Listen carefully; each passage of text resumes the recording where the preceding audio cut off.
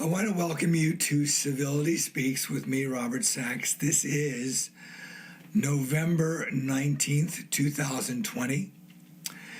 And I want to talk about basically current events, putting current events in the context of our overall conversation about civility, and definitely bringing in George Washington in this situation, as well as the Buddha. I mean, that's what is the basis of my book, The Path of Civility, but it'll be more obvious in what I'm going to talk about right now.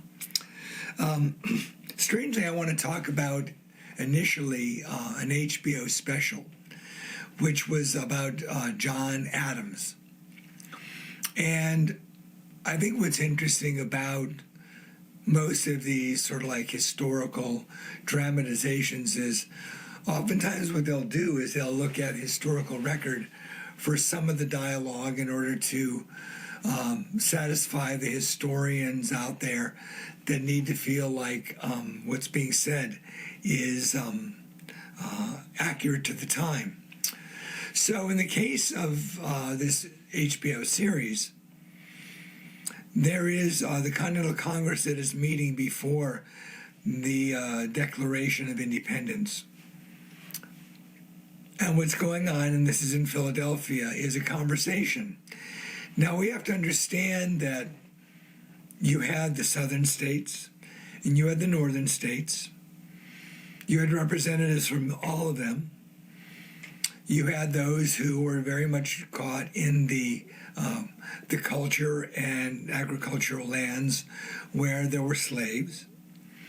You also had the sort of the industrial Northeast. There was no far west or anything like that. But you had people, some that were loyalists, some who wanted to maintain some kind of tie to Britain simply because they didn't want to lose their stature or connection to the empire. And so there was this dilemma that everybody agreed was a dilemma. And there's a certain point in the dramatization where John Adams turns to both Washington and Franklin, who snap into a certain kind of dialogue, a certain kind of way of speaking to each other, which, if you were a Freemason, which both of them were, both Washington and Franklin, you would recognize as the language and precision of language and the order that you would find in a Masonic meeting.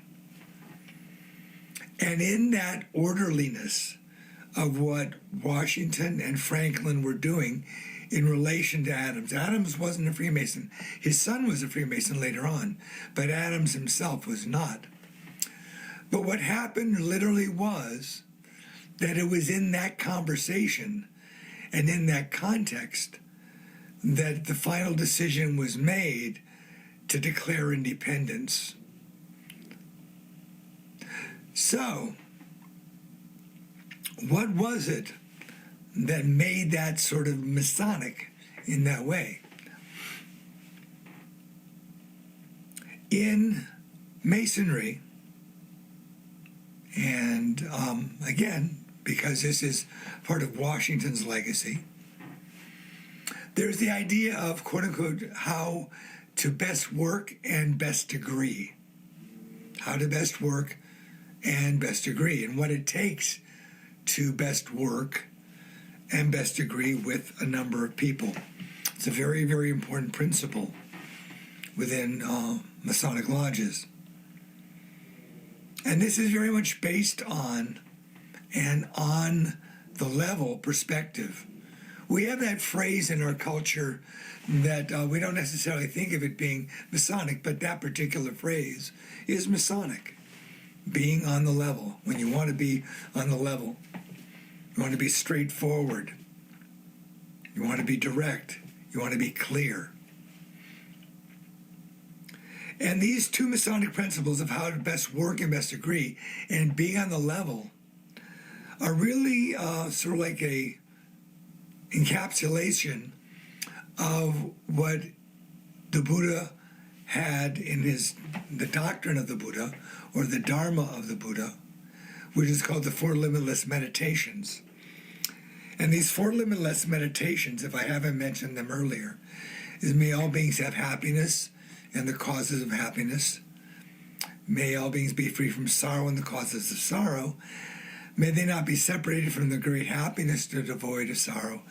And may they dwell in great equanimity, free from passion, aggression, and prejudice. And you might recognize the last bit there, because I've talked about the three poisons of passion, of ignorance, attachment, and aggression, which is what we're talking about in this instant. But here, what you're looking at in those four statements is a recognition of, for example, the notion in terms of life, liberty, and the pursuit of happiness, that all of us basically as human beings want to be happy.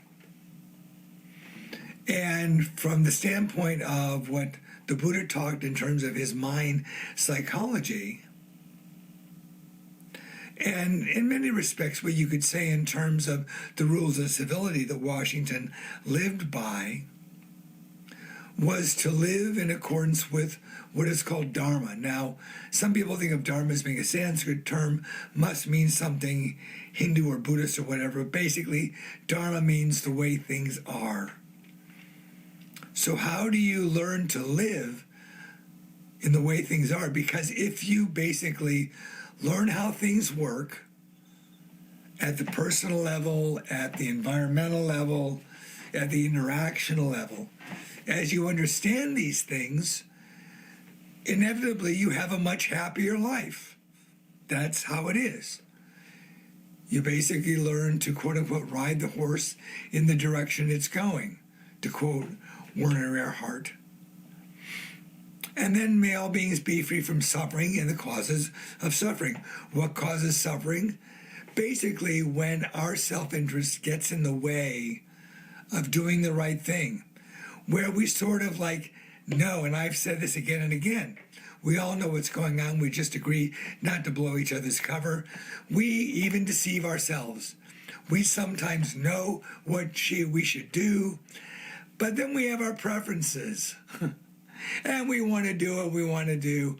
And somewhere down the road, inevitably, that will bite our butts. That will happen. Okay? Maybe you think it's worth the price. It's hard to say. But the causes of the suffering is when we find ourselves trying to not back or work with the Dharma, the way things are. And then the third prayer line is, may all beings not be separated from the great happiness that is devoid of suffering, which basically means, hey, you know what works. Remember that. Every time you have something that goes askew, that goes in an erroneous way, remember that you actually do know better. There's nothing wrong with actually admitting that you are erring in your ways, that you've made a mistake. Although in these days, in this particular climate, we need to double down on our stupidity. As if to say, I am entitled to be as ignorant as I am manifesting right now. And you cannot say anything about it. So what happens is we suffer, everybody suffers, as a result of us doubling down on what causes suffering.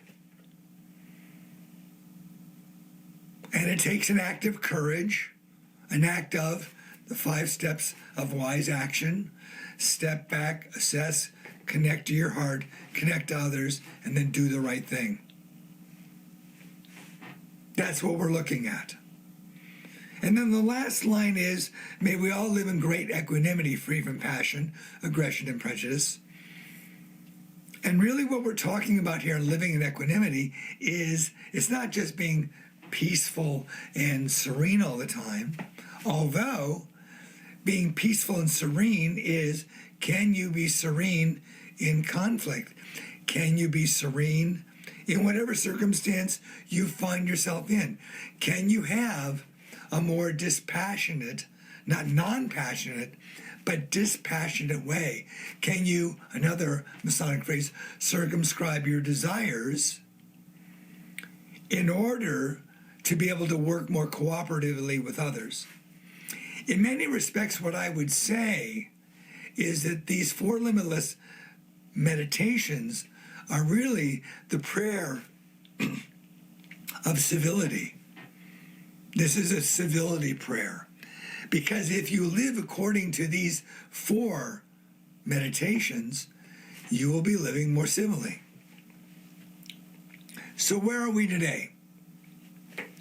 Right now, America's just gone through an election, and there's all sorts of assessment being done by politicians and pundits, media people, professors. Everybody's looking at it, and what we see is a world where everybody is saying that we are more divided than ever.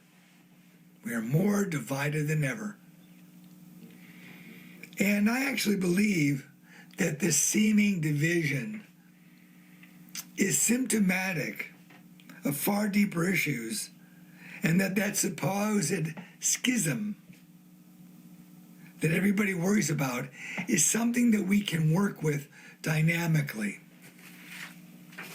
We have to work dynamically because we realize that there's only about 4 or 5 million votes separating an opinion, a perspective on things. And I'm sure there's variations in the perspective in there. But right now, it's very clear that there are these different sides or different ways of viewing things with all sorts of gradations in between, which I think is very important to understand. That right now, kind of like the idea of media, if it bleeds, it leads, it's very tempting to make it so that we look at intractable sides. That makes for interesting news. When someone has an opinion that takes 2 or 3 levels of reason, that's not very sexy. That's not very appealing. It takes too much to think. It makes people step back. And rather than watch the next news clip, maybe they need to sit down and think about it. Or maybe they need to call their relative or their neighbor or someone that they really value their opinion and have a discussion which goes beyond just the soundbite of the moment. So I think actually what we're looking at is, and I've mentioned this before, in terms of the time period that the Buddha, historical Buddha, talked about with respect to now being a time of vata, or sort of like the energy and the winds being so disturbed that we would have mental illness, psychological confusion, we would have a higher level of sickness, of poverty, and possibly of warfare. And we see all those things which have been going throughout history being amplified very much because the winds of vata, the winds that the Buddha talked about, push things to be much more dramatic. But we're scared. I would say a lot of what's driving this is fear. We see the devastation of more hurricanes, tornadoes, flooding, heat waves, and the resulting growth in the numbers of people that are homeless, are home insecure, and food insecure. There's a lot more people that are around us that are like that. Go into any city, even a mid-sized or even small city, and you'll see more and more homeless people, maybe even homeless encampments. And the discussion in the news is always about how many people in any city or county are insecure in that way. Then, on top of all this environmental thing, there is the pandemic, where really what you're looking at is some very insignificant bug impacting us because our immunity is being impacted by our minds being confused in terms of our decisions to go for more simplistic solutions rather than dynamic, sustainable solutions. And as a result, our health deteriorates along with it.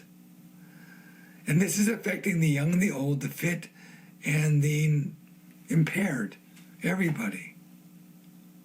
So, we're looking at the fragileness in life. And in this fragileness, there are kind of two perspectives that are there that I would say I'm going to give in the most extreme way. One is the desire to go back to more secure times. Make America great again, go back to, and I remember I saw a bumper sticker in Albuquerque which once said, "This is the past that someone in the future is longing to go back to." And it might even be in 10 years from now, as things continue to degrade, some people will think about the good old 2020s. Okay, who knows? But right now what we have is to go back. We want to close the borders. We want to protect our own interests. We want to reclaim our specialness on the planet in relation to God. We want to feel more chosen. We want to be more redeemed. And we see those who don't hold our views as possibly being the cause for the reason why we do not live in a state of redemption. And that is why God or the forces of nature, or whatever you want to say, are punishing both the good, the bad, and the ugly. Everybody's getting punished. That's one perspective. It's an extreme. And I wouldn't say that everybody has all those things, but variations on those things. And then you have the other side, where people want to be more inclusive, more cooperative, more collaborative in their solutions, and more innovative. Now, I'm probably, it's very obvious that I'm a kind of progressive thinking person, and the idea of inclusion, when I wrote The Ecology of Oneness, I think that's extremely important. But if we have it so that that is the only option that is there, and that what we do is we forget, or we lose sight of, or we diminish the importance of people feeling more secure, to have things a little bit more protected for them to feel that the traditions and values that they hold are something they can still cherish and are valued by others, is very, very important for us to understand that we need to, when we realize that there's only a 4 or 5 million person split, there's 71 million people in one direction and 76 million people in another direction. I would prefer to opt out of the Civil War idea, or the idea that this is an intractable thing. I do believe that the reason why civility, why the idea of finding a middle way, why the importance of equanimity, why the importance of realizing that everybody wants to be happy and nobody wants to suffer, that when we can empathically, and this again is using the 5 steps of wise action, when we realize that we need to reach out, that what we need to do is realize that whatever inclusiveness and exciting ideas there may be, there needs to be an understanding of history and perspective and how to move things. Now, some people feel, and I don't necessarily agree with this, that we are in very desperate times. And oftentimes it is disaster that is the best teacher. But what we need to realize is precipitous action is something that we need to be very wary of. Doesn't mean we go super, super slow, but we need to gather together. When you have people that can be not too loose and other people that can be not too tight, things begin to hum. Things begin to sing. Things become possible. We can come to a dynamic way of looking at things and create solutions that allow people to live next to each other and support each other in a way that is civil, that is kind, and that is compassionate. And in many respects, what I would say in this age, in this time period, that is what we are being called to do. That is really where the solutions lie. The solutions don't lie in pulling back, and the solutions don't lie in leaping forward. The solutions lie in coming together. And that's why civility and the path of civility matter. So I want to thank you for listening. This has been my podcast in November. There's going to be more of these coming. I apologize for the delay. What I would say is, regardless of whatever side you hold yourself to in this time period, coming into the holidays, these things are useful. Masks are useful. Social distancing is useful. These are not political statements. A mask shows that you civilly do not want to spread whatever cooties you've got, and are willing to also buffer yourself from whatever cooties may be out there. Distancing does not mean that you are, and actually, I don't even like calling it social distancing. I call it at this point sane distancing in the situation we find ourselves in, which we can't always do, but we can strive to do in order to help as many people as possible. So at this time, this and distancing are gestures of civility. I want to thank you and have a happy holiday season.